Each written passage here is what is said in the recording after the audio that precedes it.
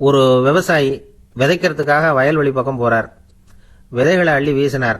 அப்ப என்ன ஆச்சுன்னா, சில விதைகள் பாதை ஓரத்துல விழுந்தது. சில விதைகள் முள் செடிகள் மண்டி இருந்த புதருக்கு இடையில விழுந்தது. சில விதைகள் நல்ல நிலத்துல விழுந்தது.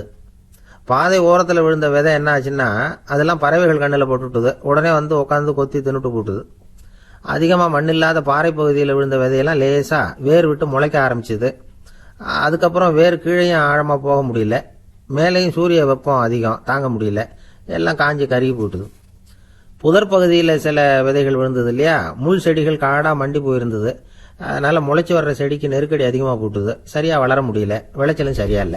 நல்ல நிலத்துல விழுந்த விதைகள் மட்டும் நல்லா முளைச்சது, நல்லா வளர்ந்தது. விளைச்சலும் பிரமாதமா இருந்தது. இந்த கதையை சொல்லிவிட்டு கேட்க செவியுள்ளோர் கேட்கட்டும் அப்படிங்கிறார் இயேசு பெருமான். ஆமா, இயேசு கடலில் நின்ற படகு ஒண்ணுல உட்கார்ந்துருக்கிறார். கடற்கரையில ஏராளமான மக்கள் உட்கார்ந்துருக்கிறாங்க. அந்த சமயத்துல தான் இயேசு ஓமைகள் மூலமா மக்களுக்கு பல உண்மைகளை சொல்லிட்டு இருக்கிறார். மக்கள் அந்த கதையை கேட்டுட்டு ஒன்னும் புரியாம முழிக்கிறாங்க. அதை கவனித்த இயேசு அந்த ஓமையை விளக்க ஆரம்பிச்சார். இதுல அந்த விதைக்கிறவர் தான் இறைவன். அவருடைய வார்த்தைகளை விதைக்கிறார். அந்த வார்த்தைகளை கேட்கிற மக்கள் அந்த விழுந்த விதைகள் மாதிரி 4 வகையானவர்கள். சில பேர் பாதை ஓரத்தில் விழுந்த விதைகள் மாதிரி. இறைவன் வார்த்தைகளை அவங்க கேட்கறாங்க. ஆனா தீய எண்ணங்கள் செய்கைகள் மூலமா விதைக்கப்பட்ட வார்த்தைகள் அழிஞ்சு போடுது. இறைவன் வார்த்தைகளை கேட்ட உடனே மகிழ்ந்து போய் உடனே சில பேர் அதை ஏத்துக்கிறாங்க. இவங்கெல்லாம் அந்த பாறை பகுதியில் விழுந்த விதைகள் மாதிரி. அதனால இவங்கெல்லாம் வேறு இல்லாதவங்க. கொஞ்ச காலத்துக்கு இறை வார்த்தைகளுக்கு கீழ்ப்படிந்து நடப்பாங்க. அதனால ஏதாவது இடைஞ்சல் ஏற்பட்டா உடனே தடுமாறுவாங்க. தங்கள்கிட்ட இருக்கிற நல்ல பண்புகளை விட்டுட்டு பாவ வழிகளுக்கு போயிடுவாங்க. முள் செடிகளுக்கு இடையில விழுந்த விதைகள் மாதிரி உள்ளவங்க யாருன்னா, இவங்களுக்கு உலக கவலை உண்டு.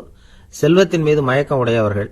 உலக ஆசைகள் இவங்களுக்குள்ள பூந்துடுறதுனால அங்க இருக்கிற நல்ல பண்புகள் மறைஞ்சு போயிடுது. அதனால அவங்களும் உபயோகம் இல்லாதவங்களா ஆயிடுறாங்க. நல்ல மனிதர்கள் நல்ல நிலத்துல விழுந்த விதைகளுக்கு ஒப்பானவர்கள். இவங்க இறை வார்த்தையை கேட்கறாங்க, அதை ஏத்துக்கிறாங்க. அவங்களும் நல்லபடியா வாழுறாங்க.